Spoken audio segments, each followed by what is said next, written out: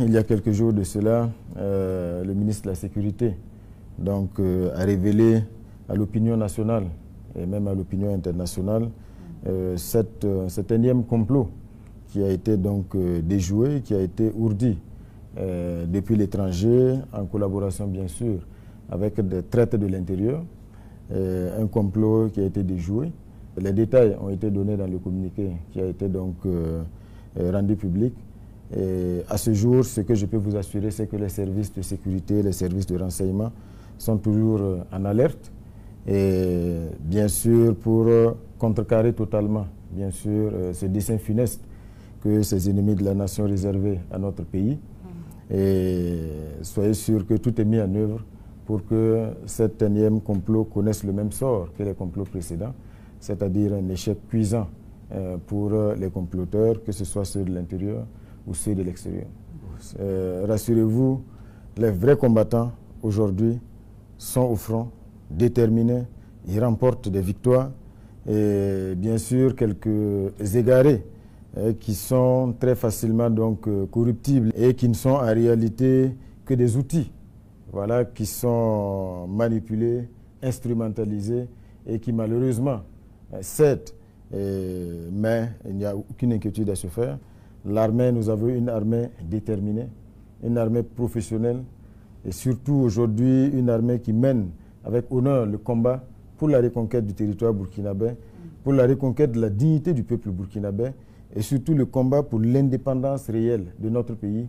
Et cela en bonne intelligence avec les armées sœurs de l'AES, de la Confédération des États du Sahel, notamment du Mali et du Niger, avec lesquels elles sont, je veux dire, l'armée en étroite collaboration. Et soyez convaincus d'une chose, tous les jours, la conviction que nous allons gagner cette guerre grandit et nous allons tout mettre en œuvre pour y parvenir. Tous les cerveaux de ce complot, comme ceux des complots précédents, ils sont aujourd'hui en Côte d'Ivoire, qui leur offre bien sûr le gîte et le couvert. Et c'est depuis ce pays que toutes ces tentatives-là sont ourdies, orchestrées, et surtout que certains d'entre eux aujourd'hui, pour certains d'entre eux, les masques sont tombés parce qu'ils sont en étroite collaboration avec les terroristes qui endeuillent notre pays. Ils en sont les porte-voix. Ils amplifient aujourd'hui les attaques terroristes et tous les jours, ils travaillent à démoraliser nos forces combattantes. Et ce sont des gens aujourd'hui qui ont renié leur patrie, qui ont renié la terre dans laquelle est enterré leur cordon ombilical. C'est extrêmement grave, mais ça montre aussi à quel point ces individus-là sont sans dignité. Ils sont tous en Côte d'Ivoire. Nous le disons, les faits sont têtus. C'est regrettable. Le chef de l'État l'a dit, entre les peuples burkinabés et ivoiriens, il n'y a aucun problème. Ce sont des peuples qui ont toujours vécu en bonne intelligence, en toute fraternité. Et aujourd'hui, il est pratiquement impossible de séparer ces deux peuples-là, qui sont fortement imbriqués par l'histoire, par la géographie. Et c'est difficile aujourd'hui, dans certaines zones, de voir une famille qui n'a pas un frère en Côte d'Ivoire.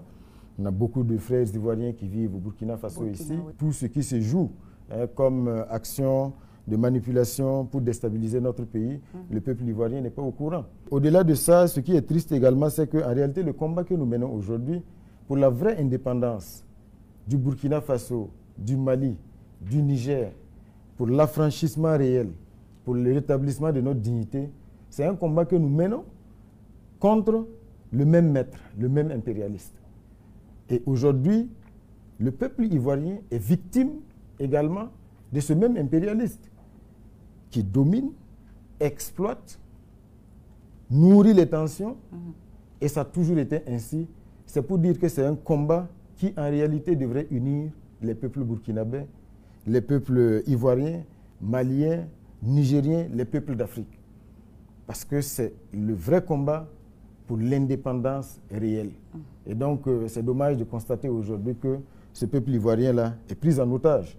Parce que c'est un peuple, je suis convaincu, qui ne souscrit pas du tout à ce qui est ourdi depuis ce pays, contre un peuple frère, contre un pays frère, qui nous demande aujourd'hui d'avoir la liberté de pouvoir travailler pour l'épanouissement du peuple burkinabé et surtout de pouvoir donc s'affranchir de tous les liens qui sont là depuis longtemps. Le moment est venu donc de casser, de briser toutes les chaînes. Et je pense que le capitaine Thomas Sankara le disait, l'esclave qui n'est pas capable d'assumer sa révolte ne mérite pas que l'on s'apitoie sur son sort. Aujourd'hui, le peuple burkinabé assume sa révolte et tous les liens, toutes les chaînes seront brisées.